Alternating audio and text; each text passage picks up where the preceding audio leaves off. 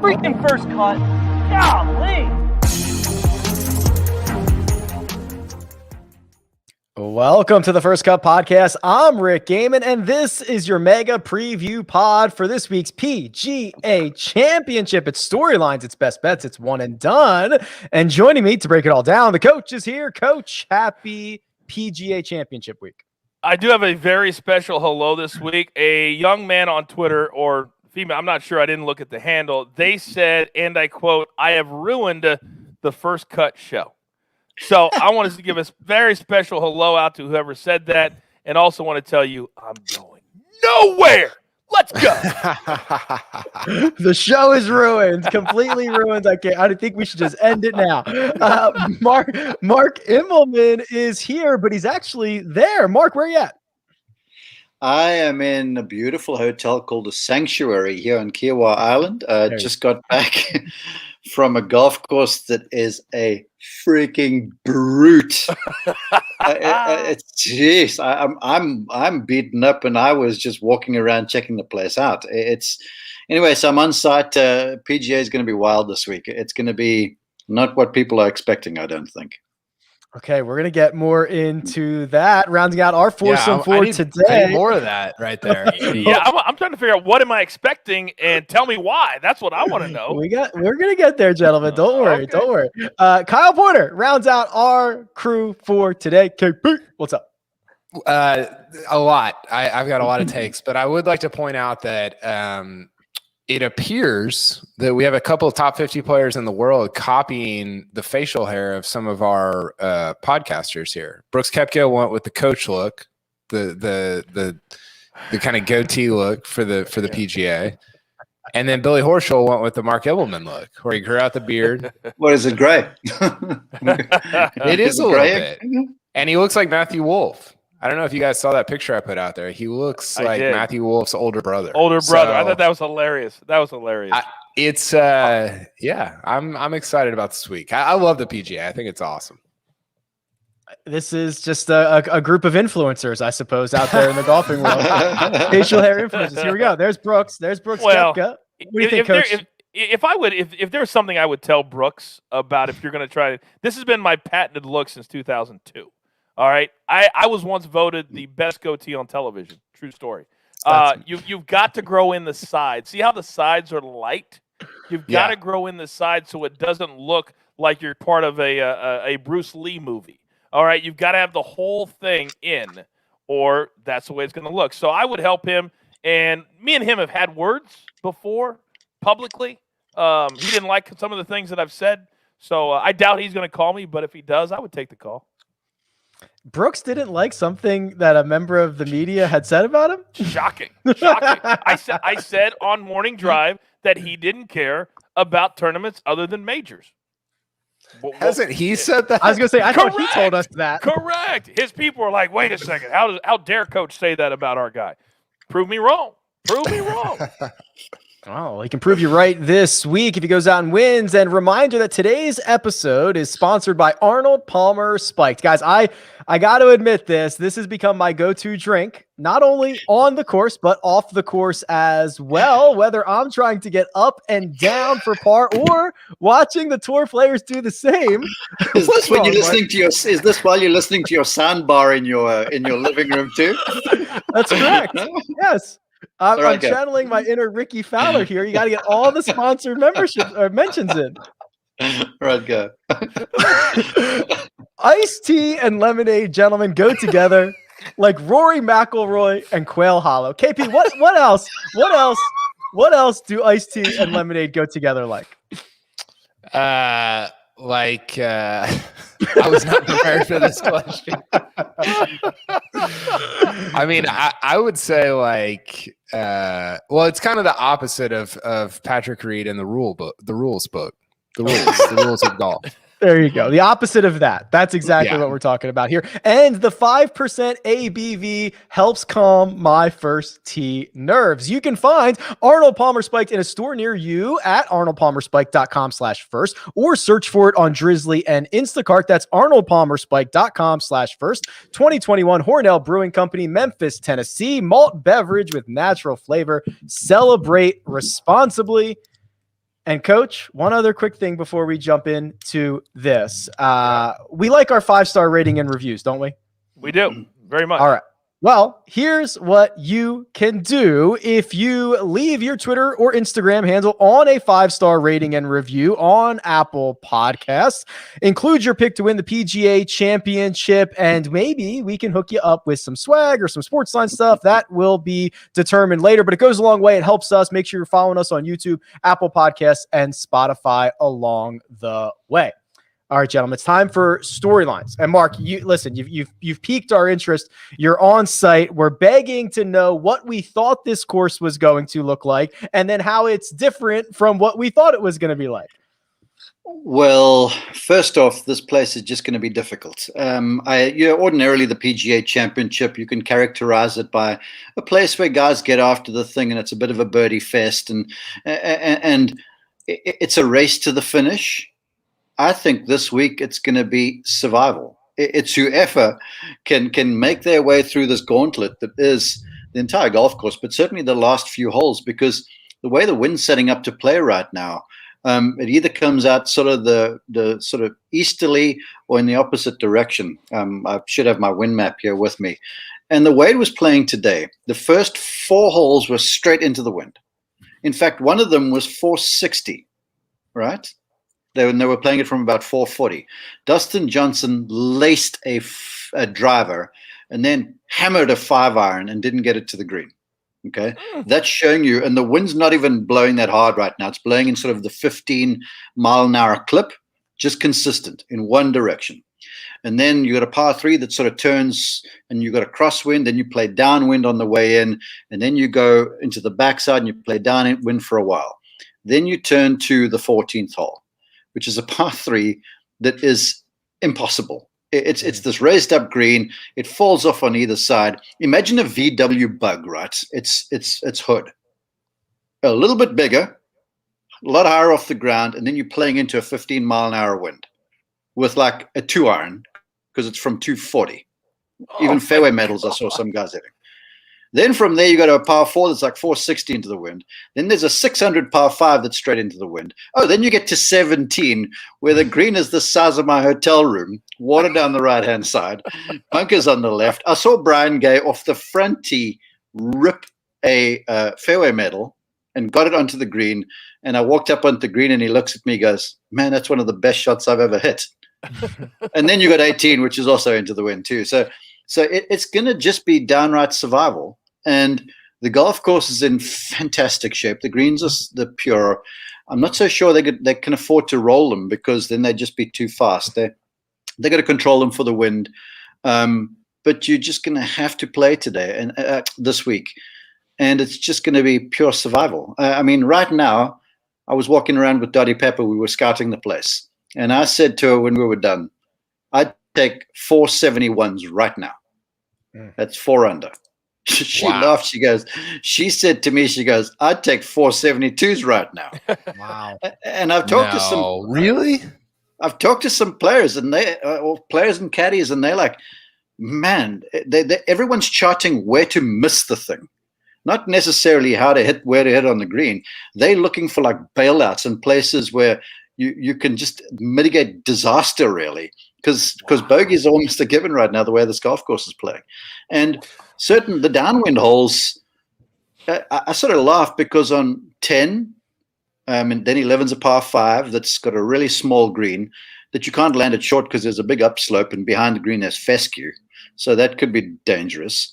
Then 12 and 13, all the ball marks. I bumped into Curtis Strange out there on 12. He was doing the recce because he's on the ESPN crew.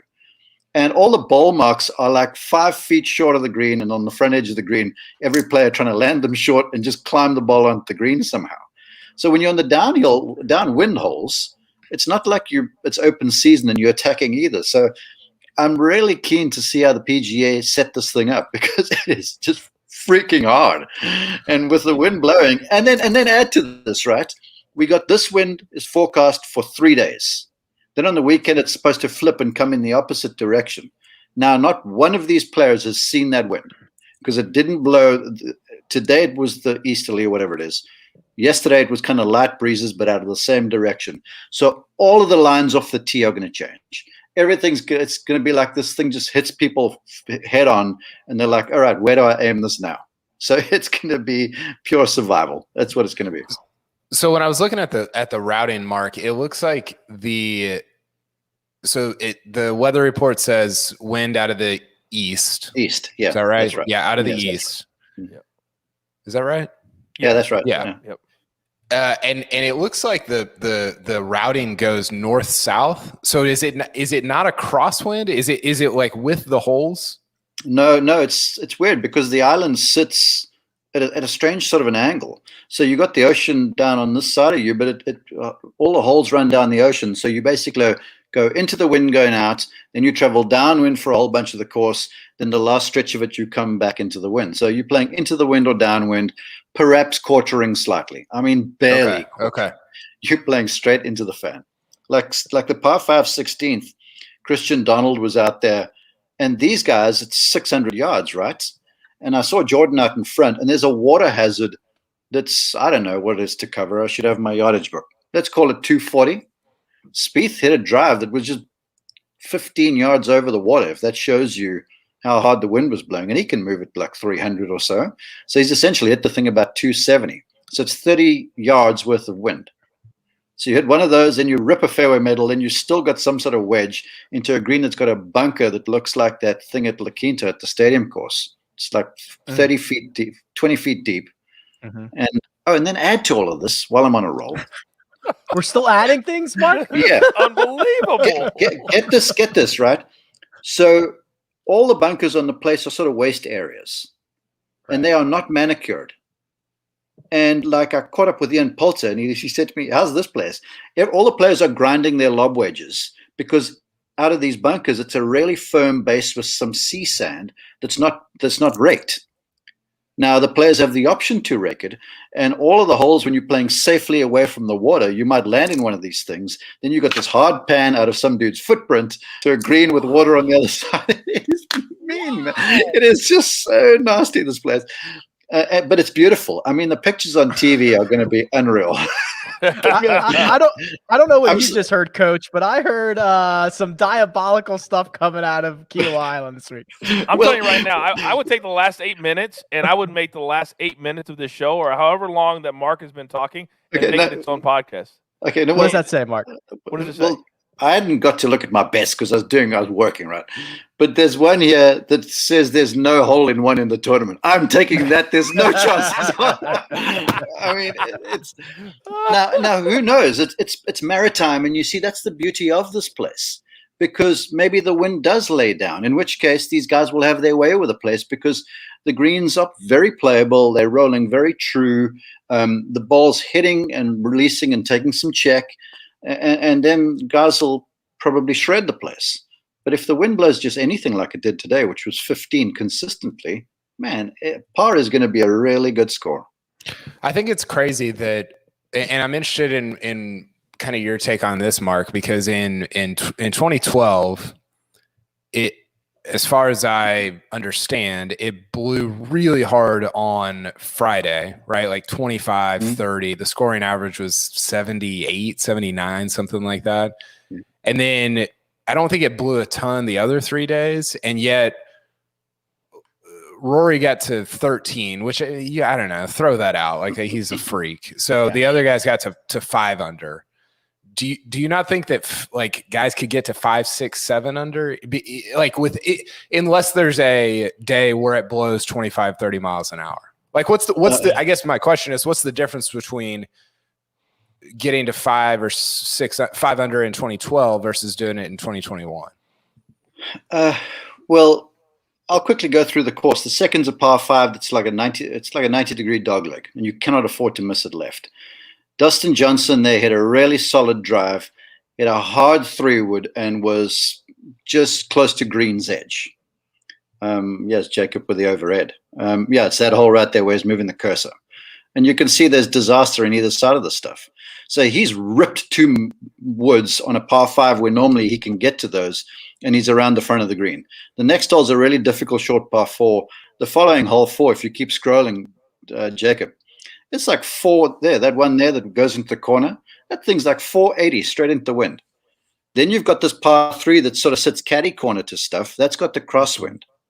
And then you turn downwind. Now, the next hole is a short par 4. Guys had wedges in there. I was talking to Jacko Neiman. He had a driver and a wedge over there. Then the next hole is a par 5 that's reachable for everyone. So there's your first legitimate birdie opportunity. Then the next hole is a par 3, right? And this hole is another one of those. You can see there's the green right there.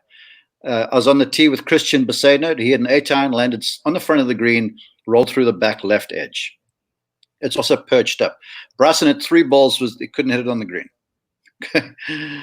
Then the next hole, 9, is downwind. I mean, that's fairly easy. You can probably make a birdie there. Then if you keep scrolling, Jake, then you go to the back.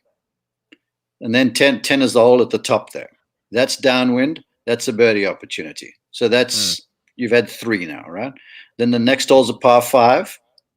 Conceivably, it's a birdie opportunity, but that green is so tiny, and there's a severe upslope, and there's nothing but problems around that green there. So I feel like you might find guys almost laying up downwind. So that's a 50-50 opportunity, but it's not a guarantee, I guess is what I'm trying to say. Then the next hole, it's long. It's like 480, but the wind was so strong, the guys would drive it over those bunkers and have wedge into the green. So that's an opportunity, right?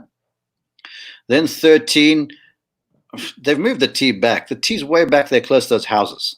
Okay. Oh, right there. And everyone's going to hit it short of the bunkers there, that scatter of bunkers.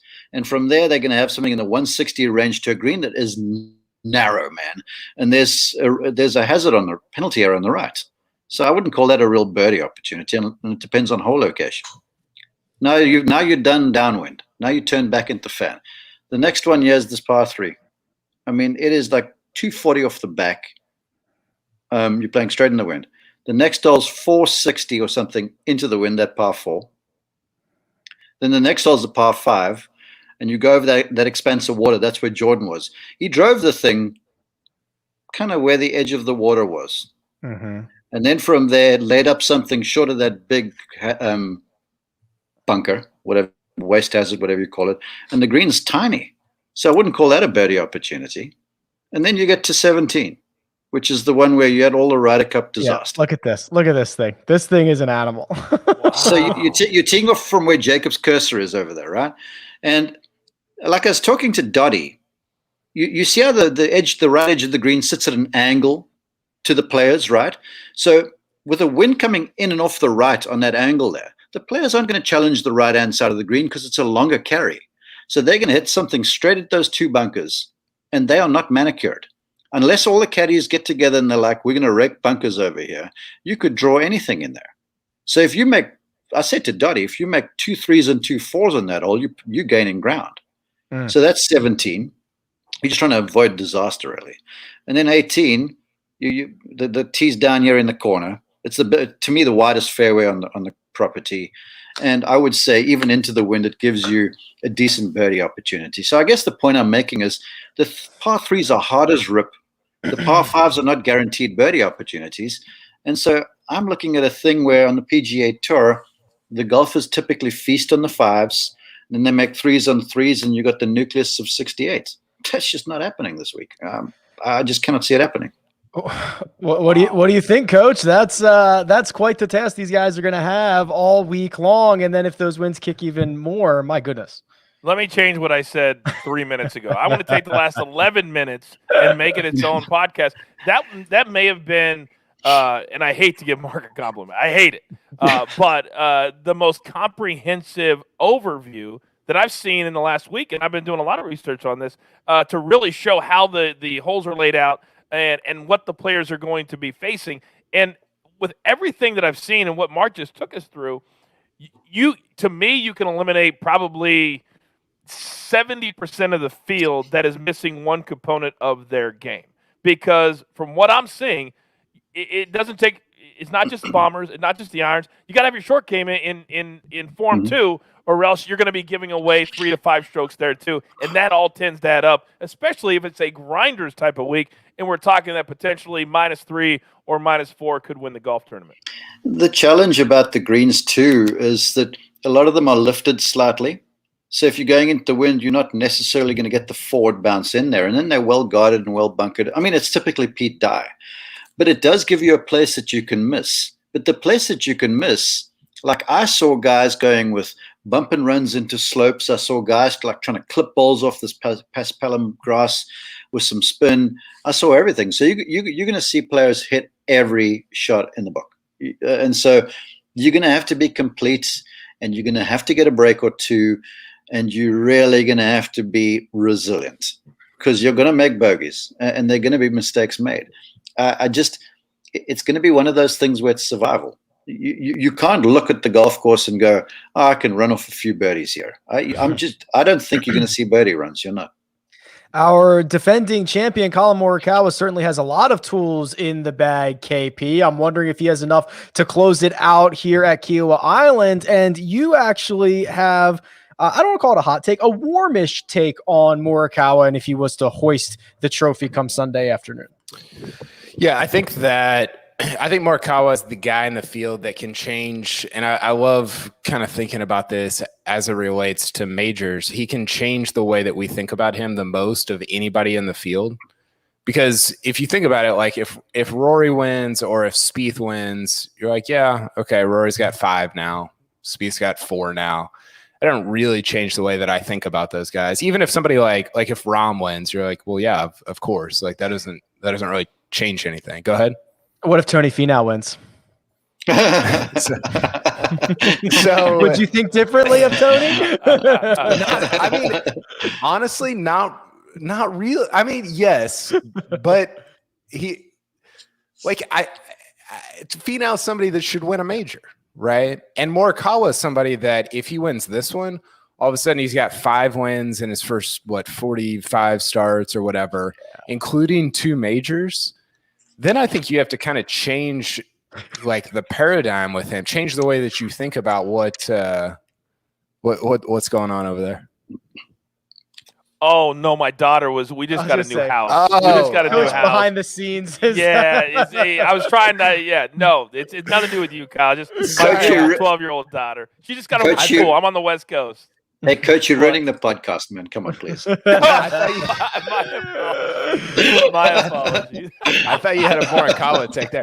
No. If Morikawa has 2 majors and 5 wins in his first 45 starts on tour, I start to think about him a lot differently, kind of in the Rory vein. Whereas right now, I think he's really good, but not in that like generationally great category.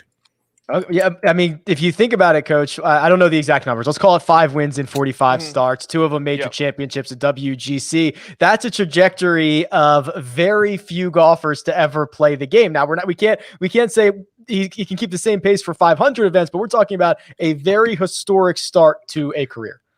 And the way he's winning, the events that he's winning, he won at Jack's Place, even though it wasn't Jack's week, just still won at Jack's Place. And he beat JT to do it. And then he wins a WGC. That's very difficult to do because we know how great the fields are. Then when he has to go head up against, what was there, guys? Probably 8 or 10 guys that could have won on Sunday at Harding Park. And he was the man who hit the shots to win it. Who will ever forget his drive? Was it on 13 or 14? 16. 16. Thank you. 16 that rolled to here, and that was essentially the golf tournament. He's got this it factor that he's able to pull out the shots when he needs to, and he may not threaten every single week like Jordan Spieth right now. When he's on, he's a top 10 machine. Colin Morikawa is not that kind of a player, but I think he's explosive like a Rory McIlroy that when he really gets on, boy, he is on, and he steps up in the biggest moments, and to do that at his age is very, very special. And when he starts to get all these majors under his belt, I think we're going to see, to Kyle's point, a generational talent right before our very eyes. I think winning Kiawah is meaningful too. I mean, just everything that Mark kind of went through there, like winning Kiawah to me is just different than winning Bellerive or someplace like that. Not that, I mean, Bellerive was an awesome PGA. It was a ton of fun to watch and to attend and everything. winning Kiawah is a big deal. I mean, it just because of the way the course is set up, it's almost like hey, I won Oakmont or something like it's. I don't think it's in that class, but it kind of has that feel, especially as it relates to PGA Championship venues. You know what else would be a big deal, Coach? Jordan Spieth winning the career Grand Slam. If he wins this week, he becomes the 6th man to do it. Nicholas, Woods, Hogan, Player, Sarazen. Spieth could add his name to that list, and he is one of the favorites to do so. We're not just talking about victories. We're not talking about redemption. We're not talking about the comeback story. This would be a historically significant victory. I was doing an event with David Duval earlier today, and we actually talked about him being a part of the 59 Club. And he said to me that what he thinks is the most exclusive club, maybe in sport, is this Grand Slam club, because it's certainly the smallest number as far as golf is concerned. But think about where it puts you as far as legacy is concerned.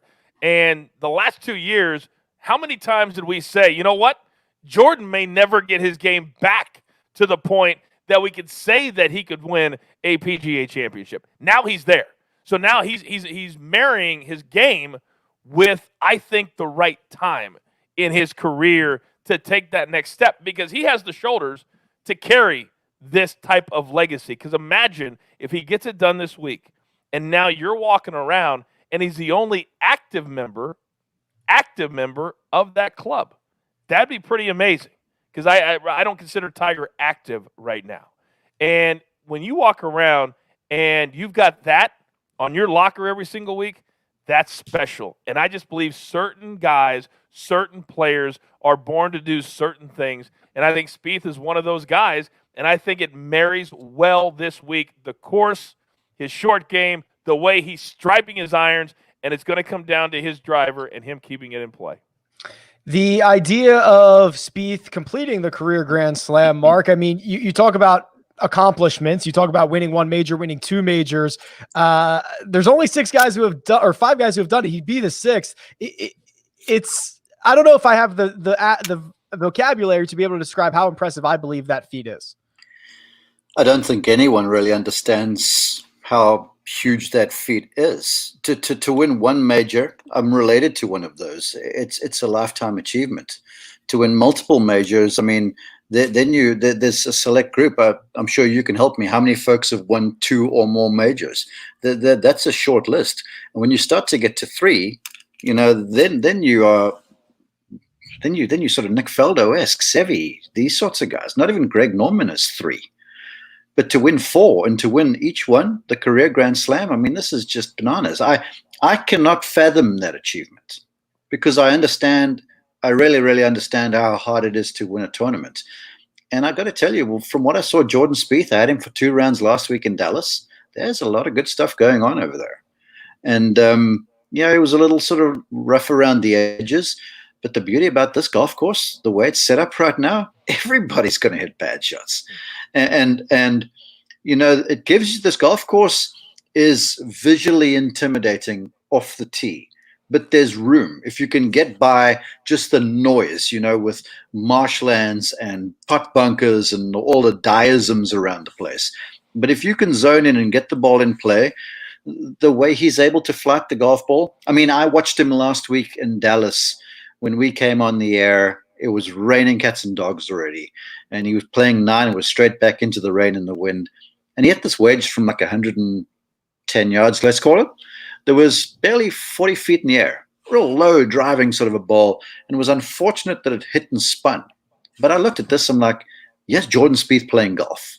And this week at this golf course, you're going to have to play golf. It's not going to be well, how well are you striking your irons? Yeah, you're going to hit solid irons, definitely. But a lot of it is going to be like, all right, I'm missing now, and I'm going to put it in this place. And that's when he gets to thrive. I mean, the guy's a magician with a wedge in hand. So it's all setting up pretty well, in my opinion, for Jordan Spieth right now. But let me tell you something. If he's in contention,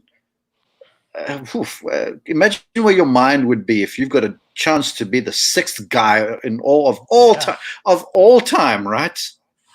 And if you're coming down the stretch, I don't care how bulletproof you are in your head. If you're coming down the stretch and you got the lead, imagine. I mean, it's going to be must-see TV. Maybe a circus. coming you got the wind. Actually, it'll be downwind on the last few holes, but you got all the stuff going on, and there's Spieth with a wobbly head and stuff, and then he gets to just think for 1 minute. Hold on, man. Hogan, Nicholas, Woods, Player, Sarazen, Spieth. Wow. It's it's craziness, and I'm hoping I get to see someone pull this off who's not named Tiger Woods in my lifetime, because it's such a mammoth feat. Speaking of Tiger Woods, a couple of housekeeping items here. Tiger won 6 of his first 45 events. If Morikawa would have won, that would put him at 5 in approximately 45. That's some certainly scary stuff. Also, as Mark mentioned, not many guys have won 2 major championships, and I have the list here. And KP, I was going to ask you, how many golfers do you think this is who have won 2 or more major championships? I think it's bigger than, I think it's more than you think. I think it was definitely more than I thought. I think it's like 83. Is that even close? It's exactly 83. Is it really? Yeah. What? It is exactly 83. Okay. Yeah. There you go. And then Is it That's that, is it impressive, that many? KP.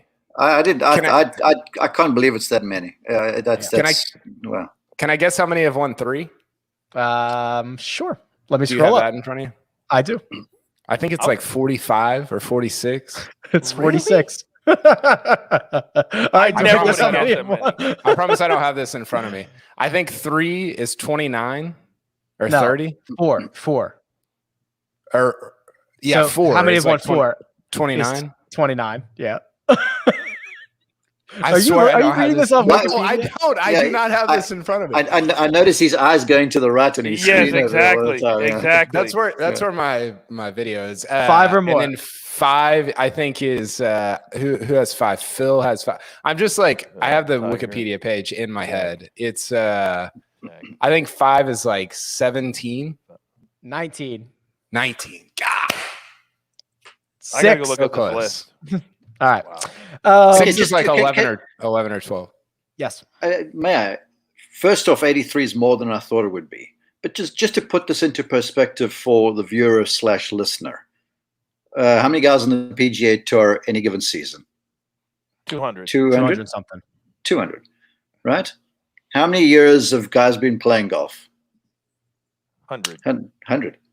A So, million. so help me with the math on that. Professional golfers That's for the last 100 years. 20,000. That's 20,000.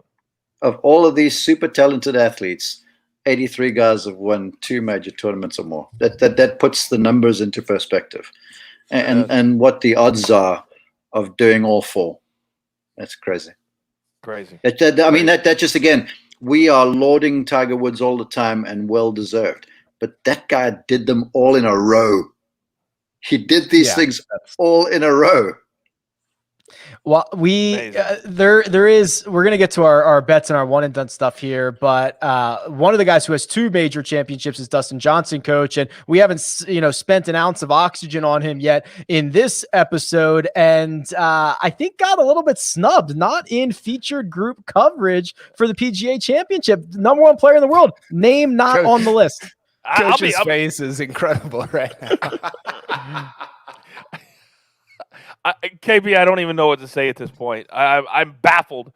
I don't know what's going on with Dustin Johnson, and it seems like every couple of years something happens, and we don't necessarily always know about it, but he just withdrew last week. He has, I think, 3 WDs in 2021, but yet he's posting pictures jumping off the back of a boat. And then you come to the PGA of America, and I don't want to talk about anybody that does anything. They can do whatever they want to do. But if I'm looking at featured groups, and DJ is not among 5 different featured groups, what's going on? What is going on with the number 1 player in the world? That should be an automatic. That's where you start your featured groups. When you're sitting in your room, you go, where we start? Well, got to have DJ. Have to. You have to. I don't care who the number 1 player is. He's got to be in a featured group. He's not there. I also feel like Victor Hovland should be too, and a couple other guys. But we're talking about DJ. So what is going on? Plus, guys, his odds have changed from plus 1,100 all the way down to, last time I checked, plus 1850. That's getting into where Rory category for the Wells Fargo. So something is going on that we don't know about, or I just don't know anything about golf in at all, because something's going on, and I don't know if we'll ever figure it out, but this doesn't seem like it all matches up together. Yeah, you can make a case for, I mean, there's so many guys at the PGA Championship, Hovland, whatever, but like the number one player in the world. He's the number one player in the world. It's got to be in the coverage. I think Coach is right about just his number. I think I saw it at like 20 a couple of days ago, and you're like, wait a second, he hasn't been like the number one player in the world type stuff, but it's not like he's fallen off the planet. He's still, Correct. I mean, he's won still this hitting year. it Pretty good. He won in 21, Kyle. And forget about all that. It's DJ, right? It's Yes. different. Yes. It's different if it's like Patty Reed or Webb or whatever, where yes, like some form might indicate that you're going to win a DJ, you can't ever tell with this stuff. It's like shoot 79 at 3M. He wins or he finishes second at the PGA 2 tournaments later. Mm-hmm. And so I don't know. There is something that it feels a little bit off, just because I would think you kind of have these guardrails up with DJ if you're offering a number on him, right? Because you're like, with everybody else, I get it. Like the form is kind of trending in the wrong direction, but with him, I don't know. He's the guy that can flip it very, very quickly. Yep. I watched him for like 2 holes out there this afternoon, and I'm confused about the whole feature group thing, because when I got my assignment, apparently, because we're doing some relief in the afternoon for the ESPN guys, I've got Dustin Johnson tomorrow afternoon, so I don't know what group is in, but we're covering him. But anyway, that's an aside. Really? Okay. Yeah, unless I misunderstood. Well, all we know is the PGA Tour featured groups that they tweeted out about 5 hours ago. 1, 2, 3, 4, 5 separate featured groups. So that's 15 golfers with Dustin Johnson's name nowhere to be found. That's what we're going off of. Well, maybe I misunderstood Dottie, because we were on the golf course, and she looked at the thing and she goes, well, something about DeChambeau and DJ. I was like, okay, well, whatever. Anyway, but I saw him on the golf course for a couple of holes. Both of them went to the wind. And 4, he was playing alongside Cam Champ and Justin Rose. And Champ, can hit the thing like knee high and hard, right? He sort of stood a ball up with a driver and it peeled off to the right-hand side. Justin Rose hit kind of a hookish sort of a ball into the wind. And Dustin just laced this thing. I mean, absolutely punished it down the middle of the fairway.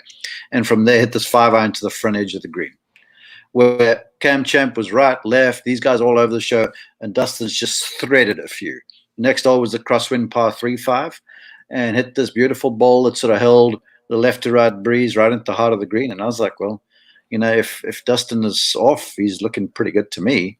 And then he hit a few pitches around the greens, and just beautiful stuff, kind of clipping the ball off the paspalum grass, 1 jump check. I mean, he looks fine to me. Granted, it was a small sample size, but he looked just fine to me. Hope he wins it. That'd be a heck of a story for old DJ. Gentlemen, we've got to do our bets. We've got to do our one and done. But first, I got to let you know, I've been burying more 5-footers for par. I've been hitting every green light on the way home. These little wins, they deserve to be celebrated. And there's only one way that I've been celebrating my wins, and that's with Arnold Palmer Spike. It's just classic iced tea and lemonade, that combination that hits just right. And now 5% ABV, which makes even the bad days on the course a little more enjoyable. And as the weather warms up, I've been spending more and more time outside, and having these handy have certainly been a win. Find Arnold Palmer Spiked in a store near you at arnoldpalmerspike.com/first, or search for it on Drizzly and Instacart. That's arnoldpalmerspike.com/first. 2021 Hornell Brewing Company, Memphis, Tennessee, malt beverage with natural flavor. Celebrate responsibly. This is the part of the show where we take our 100 units, our $100, and we head over to William Hill and we determine how we're going to spend them. We keep track of all of it and we make fun of each other later when we have our losing bets. And if you want to follow along with the action at the PGA Championship, know that it's back at the Ocean Course, Kiawah Island Resort, South Carolina, and all of it is on CBS Sports. You can watch it for free on the CBS Sports app by visiting cbssports.com/PGA Championship via your Paramount Plus or TV login on a connected TV. All right, here we go. Betting cards. Producer Jacob, are you ready for, let's go with Coach. Let's get Coach's betting card in here. Let's do it. All right, Coach. Let's start with your matchups. I see Cam Smith over Patrick Cantlay, Jordan Spieth over Dustin Johnson, and Victor Hovland over Xander Schauffele. Yeah, anybody watching at home, if you're new to golf betting, this is your bread and butter. This is where you're going to make the most of your money. This is where you're going to bet your full units are in head-to-head matchups. I don't care what anybody else tells you. This is where we are at. Now, Cameron Smith, he's been showing up everywhere, and you give me a top 25, which is where I think he could finish. Patrick Cantlay, I don't believe will even make the cut. His game is so far off. You're going to give me even money on Cameron Smith. This is a steal, an absolute steal this week. Then Jordan Spieth over DJ. There's not going to be very many matchups. You're going to get minus 110 with Jordan Spieth right now. And you can in this. And I know what Mark just said, that DJ's driving the ball. But guess what? So is Spieth. And Spieth just won. And Spieth's been a top 10 machine. So when I get this, I've got to bet a little bit on Spieth over DJ. And then Victor Hovland over Xander. Xander, to me, is in the same category as Patrick Cantlay right now. The only time he's played well is when he played with Cantlay at the Zurich. And otherwise, neither one of these cats have been doing anything the last couple of months. So I'll take this one, minus 105 all day. I think Xander carried Patrick Cantlay at that Zurich event. I think you are on the wrong side of this, my friend. I do too. Well, anybody want to bet? Anybody want to bet? How about this? We usually do a wine wager. I will bet you a case of Arnold Palmer spiked. You want to do that? Boom. I don't want that. All right. Boom. Here we go. All right, you got Xander, I got Victor. You got Hovland, I've got Xander for a case of Arnold Palmer spiked. If they both miss the cut, it's a push. Of course. Or if they that's both miss the cut, we'll each get a case and we'll just drink our sorrows. Maybe that's the way to do it. Boom. Now we're talking. All right, Now Coach. The rest of your card, a McIlroy 3-ball over Bryson and DJ. You have Spieth back on the card as top American. That's 8-1. And Matt Wallace to win Group F, which looks like Casey, Sungjae, Harmon, Garcia, Woodland, and then Wallace, who's the longest in that group, plus 525. I'll give you my thought process so people at home can understand that when you ever play a course like this, that you need to steer towards the European guys because the Europeans know how to play in the stuff. They know how to play in the wind. They know how to flight their ball. They just do. So if you look at my card, even Roy, even though he lives in the United States, he's a European golfer. He grew up playing that way. So I'll take McIlroy over 2 American players and getting me plus 146. That's the only way you're going to get him with plus money. So I'll take that. Then Spieth, top American. Why do I have to worry about the European players then? See what I'm doing there? And I'm getting plus 800. See what I'm doing there? And then finally, Matt Wallace has been playing great golf lately. And of those 5 players you mentioned, only Paul Casey, to me, is going to be a threat to how good Matt Wallace has been. And I'm getting it plus 525. It's worth a nibble. Worth a little bit of a nibble. I love my card this week. Spieth over DJ is Coach's best bet. Thank you very much, Coach. By the way, you weren't here for Sunday evening. You killed it last week. You were on fire. So hopefully you can continue it again this week. I hit 5 out of 6 last week. I knew it was something like that. 6 out of 7, 5 out of 6. Okay, awesome. Mark, let's bring up your betting cards. You kind of gave us a sneak peek of it earlier. The first one right here, no hole in one, even money. And then I'm proud to say this looks very much like a Mark betting card. Mark Leishman to be top Australian, Schwartzel to be top South African, Answer for the top rest of the world, and Cam Champ. I guess you did not like what you saw from Cam Champ on Tuesday to miss the cut at plus 110. Well, open disclosure, guys. First time I got to look at this stuff was when we were logging onto this podcast. So I was trying to I couldn't find the matchups and stuff like that. So I tried to find what I could find there. Yeah, the no hole in one thing. Just the way these par threes are playing. And like on the 8th hole, for argument's sake, downwind with an 8-iron, I saw the ball hit and bounce almost as high as the flag on the flagstick.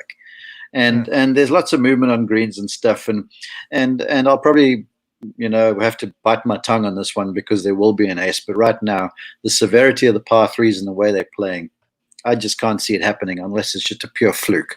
So I'll take my chances over there. Leishman can hit the thing low. He's a real sort of a blue collar sort of a golfer to me, a real grit and determination. And sometimes it's not the prettiest stuff in the world, and he can score ugly. So that's why I like him over there as the top Aussie. Schwartzel's just playing well. He really is playing really well right now, and went to an arm lock putter for the first time last week. Said he felt really comfortable with that. So that's an easy pick for me. And then Abraham Answer. He's the same thing as Leishman. Sort of reliable ball striker, plays just on grit and determination. And so I think 20 to win 100 is a pretty good bet over there. And then you're right. Cam Champ looked a little untowards. He had Coach Sean Foley out there, so maybe they get this figured out tomorrow. There's still time. But what I saw, the small sample size, so Cam, if you're listening, I'm not grading you like that, but the small sample size just looked like he was sort of out of sequence and out of sorts. And when you're playing in the wind, the one thing you really have to make sure you do is make sure you're well timed. Make sure the golf swing is matched up well, and he had a two-sided miss going on, and that's not going to work around here. Also, Cam, if you're interested, come on and talk to us. We'd love to have you on. If you're just hanging out listening to the First Cut pod, might as well come on and join us. Go ahead, Coach. Speaking of talking real quick, it's pretty clear, Mark, that you didn't engage in a conversation with Sean Foley today because you actually made it back to tape the show, and you're not still out there. Well, that's fun. I see what you're doing there. Yeah. Well, yeah, we walked past each other. I'm like, "Hey, Sean, how you doing?" And he goes like, "What's up?" And so I just kept going. There you go. Nobody talks like him. Holy cow! Holy cow! He can talk. That's funny. The no hole in one bet, that is Mark's best bet. It's even money. Producer Jacob, we're going to head on over to my card. And KP, I think there's a little something you might like on here, but my strategy has been consistent. I'm just piling my funds into the matchups. I'm gaining lots of grounds from week to week, and then I'm sprinkling things elsewhere. So my best bet in one of my matchups, Patrick Reed over Webb Simpson. I just love the Reed short game, tough conditions, no problem. Cam Smith at even money over Patrick Cantlay. I believe, Coach, you had that one as well. So we're doubling up there. I'm back on Hideki, our Masters champion, to finish inside the top 10. And then I round out my card, KP. DB straight vibing at 30-1, and the only Jordan Spieth at 16-1 to win the PGA Championship. Yeah, I think Vibin and Spieth are good sprinkle. I missed the Cam Smith over Cantlay thing. I would have put all $100 on that if I had seen that. I love that from both you and Coach. And I think Mark should have put all 100 of his on the no hole in one thing. That would have been the brave thing to do there. So, Thursday morning, the first tee time crew would have made an ace. Oh. That's great. That's so good. All right, KP's betting card coming up next, please. I see a range of, let's see, 2 top 10s, 2 top 20s. We're going to start with those. Top 10s, Jordan Spieth, Will Zalatoris. Top 20s, Charlie Hoffman, Sergio Garcia. Yeah, all these guys have been flushing it. Charlie Hoffman's been playing really, really well. And if you go back to he didn't play in a major last year because he wasn't playing very well. But if you go back to 2018, that's kind of where he finishes. Like there's some T20s, there's some T18s, there's some like a T14. He's kind of in that range. And I think he just was kind of flying under the radar to finish in the top 20. So I love that one. Zalatoris and Spieth are flushing it right now. They've both been – I just think they're 2 of the 5 best iron players in the field right now. Not overall, but – the way they're hitting it right now, I think it's going to play really well at Kiawah. 2 matchups, Tommy Fleetwood over Louis Oosthuizen, Jordan Spieth over Dustin Johnson, and 2 3-balls, Xander over Rahm and Thomas, and Keegan Bradley over Sung J M and Adam Scott. Yeah, the Keegan one was easy for me. He's been playing great. He's been awesome from tee to green. Xander, man, he's been consistent. So this was a little bit of a fade of Rahm and JT. Rahm hadn't been hitting very well, over the last, 2 or 3 events. Although he terrifies me in pretty much every event. And then JT I worry about because he hits it so high that in these wins, it's like I don't know. I just don't know if that's gonna work for him. Although he is the most recent guy to win at a Pete Dye course. So what do I know? But yeah, I like Xander at that number over those two guys. Most recent guy to win at a Pete Dye course. It was actually Stuart Sink. I was going to say, who just wanted Heritage? Yeah. Good I point. could not think of the name. Thank you, Mark. Actually, didn't he do TPC Louisiana as well? So actually, it's Mark Leishman and Cam Smith. Actually, you're right. He did that as well. You're right. Got like half the schedule to his name. Okay, I love it. Thank you very much, Kyle. We actually have Greg's card. Greg texted his card in. So, Coach, help me out with this. I see Louis Oosthuizen over Patrick Cantlay, Joaquin Niemann. That's 1-3 ball. Mark Leishman over Patrick Reed and Scotty Scheffler in another. He takes Patrick Reed over Webb Simpson, Cam Smith over Cantlay. We're all on that one. And then Jordan Spieth. This might be the kiss of death. We've got a lot of Cam Smith over Cantlay. And we've got a lot of Jordan Spieth to win this golf tournament. Well, I think that it's every other week of the year. I think we bet to really make money. At least I do, and I think you guys are the same way. On weeks like this, I think it's fun to make bets that would be fun if they hit, but are still smart. The Spieth to win would be a great story, and we'd feel good if it happens, and we want it to happen. So we all want to pick Spieth to win. But when you're picking a 3-ball for those people at home, when you can get Cantlay into a 3-ball, it's essentially like a head-to-head. You're getting better odds. So right now, Cantlay, throw him into a 3-ball, and you'll get it raised like Oosthuizen at plus 190, which he probably head-to-head it would be even money or something. So you're getting almost 2-1 just by throwing Cantlay in there. Recap of our best bets. So let me run through these fairly quickly. Mine is Patrick Reed over Webb Simpson. Mark is no ace. Kyle is Spieth over DJ, along with Coach Spieth over DJ. Greg takes Cam Smith over Patrick Cantlay. And Sia texts his in, says Rory McIlroy over Justin Thomas, which, gentlemen, just leaves us with one more thing to do. And we could say it's the most important thing that we have to do. It's the one and done. So we've got to decide who's going to be our pick to try to take down the $1.98 million at the top for the winner this week. But we don't start at the top. We start at the bottom, which unfortunately, Coach, is you. You're coming off a sour run. I'll call it a sour run of golf. 20,000 total over the last 4 weeks, but 1.98 million up top for you this week. I have a lot of other words other than sour that I would use about my last. It's a family show. Yeah, let's be honest. However, I've been specifically waiting for this week for this guy, hoping he would come into form. And I even had to double check, and I had Jacob send me the one and done spreadsheet to make sure I didn't make a fool out of myself and pick this guy and realize I'd already picked him. Because we call that pulling a Kyle, and I don't want to pull a Kyle. So yeah, I was gonna say you can at me and not subtweet me next time. So I'm gonna go Rory McIlroy, one and done, lock it in. Love it. All right, Rory McIlroy to go back-to-back at the Ocean Course for Coach. Jacob has an $800,000 lead on Coach. He's at $3.2 million. He is coming off of $20,000 from Scotty Scheffler. Patrick Reed got him $250,000 the week before that, and I believe he's going to join us via voice here, Jacob. Yeah, this week we're going to go with Jordan Spieth.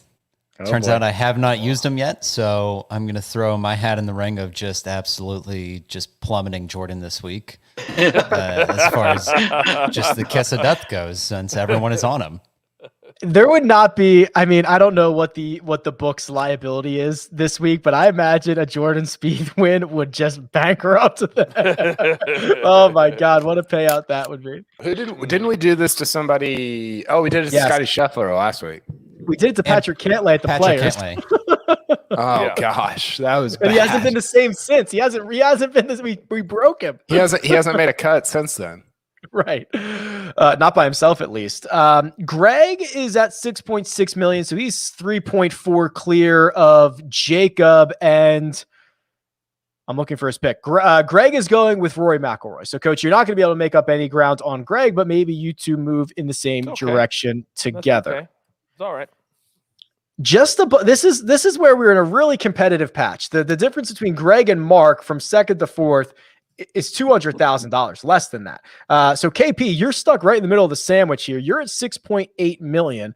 You're coming off of a Keith Mitchell $56,000 week. You were scorching hot from Valero to Valspar. You've cooled off a bit. Who do you like this week? I got Danny Bergs, DB straight vibing. Have I picked him? No, It's just when you deliver a line like that, you have to hit the line, or it doesn't sound as good. Yeah, as I when know. you say I butchered DB it. straight vibe. Yeah, okay. it was That's bad. why I was laughing. Yeah, I got Berger this week. Is he a popular one and done pick, Rick? You do the one and done league. Has he been a popular pick? He's mostly been used already. There's a lot of good, there's a lot of easy spots to use Berger, and for major championships, you really only see like the top 8 or 10 guys be used. So he will probably not be as popular because he's already been used, or someone will just use Rory or whatever this week. Good. I like that. That's what I wanted. Yeah, I think you're okay. That leaves Mark in second, just $50,000 clear of Kyle. And Mark, you got $84,000 from Mark Leishman at the Byron Nelson. And I'm wondering if you've had your pick saved for Kiawah for some time.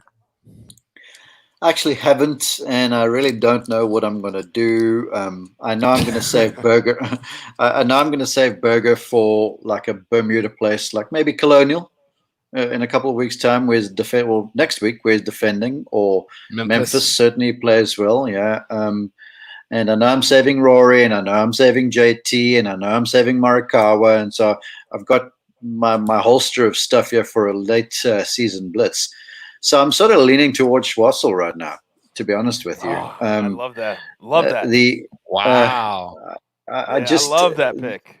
The way the guy's playing, and he just drives the ball so well.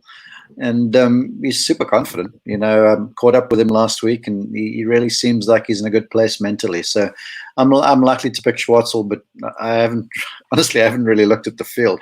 I've been more into preparation and preparing for the course than I have for the players. I'll get to see what they do when I'm out there. I always think his putter head is on backwards. It is. It's terrible. Doesn't look right. and now he's got that thing that goes into the back of the putter head. He's arm locking in the forward arm, and then he's like saw pencil grip, whatever you call this thing. I'm trying to demonstrate it with the right hand. He's got nowhere to go from here. I mean, if this doesn't work, then you're stuck. He could use a 3-wood. Yeah. True. Yeah, so actually lock me in for Schwartzel. I'm there. I'm a believer. All right. Wow. We locked him in. Mark mentioned the assets that he has still to deploy. I do not have that luxury, gentlemen. I have deployed all of mine sans Bryson, who I'm saving. So for me, maybe a little bit of opportunity. I'm going with Brian Harmon this week because that is where I'm at. Wow. This is You're holding on. You are holding on. This is disgusting. This is gross. Mark, me, and Rick just picked 3 guys that have a total of like 4 top 10s at major championships. I've used Spieth and DJ and Rory and Hideki and Berger, and I mean everybody I've used. So. Well, my guy's a major champion. Let's not forget, okay? Yeah, That's and true. me and Rick are not. We're taking a different strategy. Hey, Rick, the way Brian Harmon drives it, he's very accurate. Remember that water hazard on 16, the par 5 I was talking about? No boy. He would have to run up to get it over that water today. Harmon might hit driver on 17, honestly. No, it's a real sort of driving, sort of a penetrating draw, but it's not very high in the air. So he's going to have to catch one over there, boy, or aim it down the right some. Wow.